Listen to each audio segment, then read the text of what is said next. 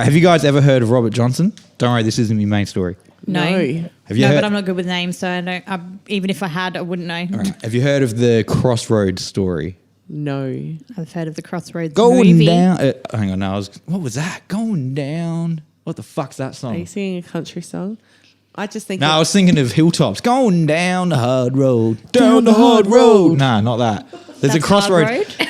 There's a famous Crossroads song that Eric Clapton covered. I can't remember. I usually know it anyway. See, I just think Tears of Heaven. Every cunt that's listening to this Eric that knows Clapton. the song is like, what the fuck, man? But yeah, I play guitar and I forget it. But anyway, Robert Johnson is a very well-known blues guitarist. He was like credited as being one of the founders of Delta Blues, and Oh, yeah. then people like Bob Dylan and Jimmy Page and Keith Richards from the Rolling Stones and Robert Plant, a whole bunch of people have like credited him as being like massive influences on them. So Sure. he's like one of the founding people of rock and roll. But his story is famous because he allegedly was fucking terrible at guitar. Like he moved to a place called in Mississippi, Clarksdale, Mississippi, a place near Dockery Farm there. And this is a place well known for blues guitar. It's like where the blues like originated, and like heaps of people came out of it that were very well known. And he went down there and he was like a harmonica player, and started picking up the guitar and was like shit at it, and they all told him to stop, and like yeah, apparently his dad fucking hated him doing it and all this shit. That's nice. But anyway, one day he just fucking disappeared, and no one saw him for a year. No one knew what happened to him for a year, and then he came back. This is like in the early 30s, very late 20s. And he came back and he was like this fucking amazing guitarist. Is this true crime? Is this your topic? I said at the start, this isn't it. Oh, okay. So this is a completely different topic. Yeah. Okay. Yeah, I'm just getting the ball rolling, man. Come on. We're jumping straight into it. And I said at the very beginning, don't worry, this isn't my topic. Oh, okay. Okay. So That's like just literally my this is the first line, story. sideline. If you had headphones, you probably would have heard that. Yeah. I was Fucking too hell. Too busy breathing. I was too busy trying not to Stop breathe breathing. into the shit. microphone. Anyway, so he comes back a year later. He's an amazing guitarist, like fucking amazing. And there's this big myth starts building up around him, like how the fuck did he get that good that quick? Where's he been?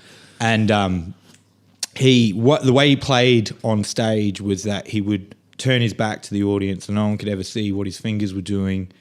And like, so this like weird aura built up around him. And then he wrote a lot in his songs about the Crossroads, and he ended up dying when he was 27. So he was like, I don't know if you've heard of the 27 Club. Like, yeah, I was about to mention. Jimi Hendrix, Jim Morrison. Didn't someone just recently die? Elvis's grandson. Yeah, and Yeah, right. 27. 27. No shit, there Amy you go. Winehouse, 27. Yep. There's Yep. like Was a Kurt huge Cobain list. 27 as well? Yeah, he was. Janis Joplin, Jim River Morrison. Phoenix. Yeah, fuck. Yeah. But anyway, this was like the first of the The musicians. original, Yeah. the OG 27er. So anyway, as time, I don't know if it's actually happening while he was alive or just after, but basically the story comes out that at midnight he visited, they think it's a place near Dockery Farm in Clarksdale, where he visited an actual physical Crossroads with his guitar.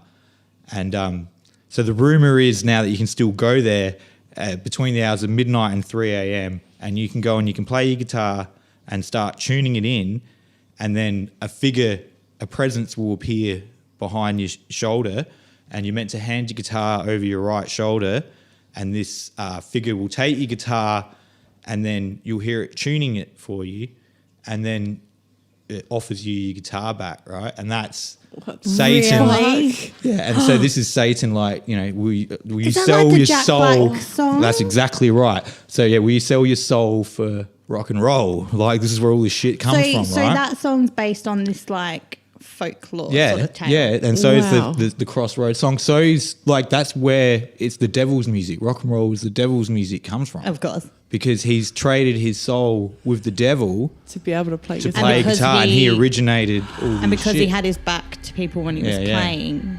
Yeah, so like all this crazy fucking Wow. yeah, and there's like so little information about there on all these crazy like So stories. is it that you've sold your soul, like you've made, or you've just like made this deal with the devil? No, you sell your soul. Yeah. You sell. He owns your soul, but he gives you that you can play ability any to song play. you want. Oh my lord. Yeah.